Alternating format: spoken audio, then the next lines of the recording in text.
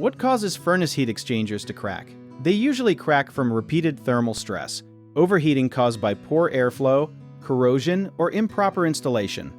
A heat exchanger is the metal chamber that separates burning gas from the air moving through your home. When the furnace runs, this metal becomes very hot, and when the furnace stops, it cools down.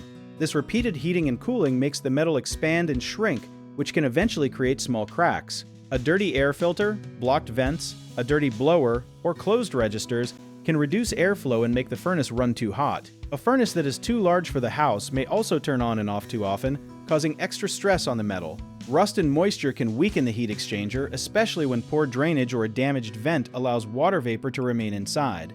One important detail is that a crack may be too small to see without special testing, but it can still allow dangerous carbon monoxide into the air moving through the house.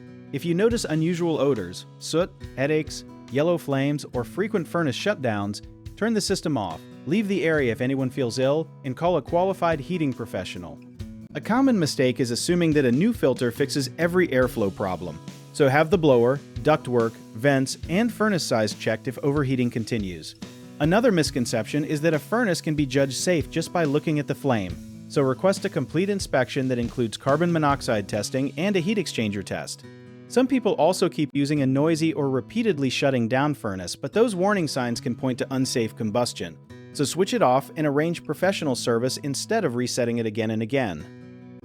If you need help with a project, search for trusted, affordable local contractors at www.bighomeprojects.com. Another option is to download our app, JobIt Tier, where homeowners and property owners can list jobs and have home service experts and contractors reach out, message you back, and offer their estimates.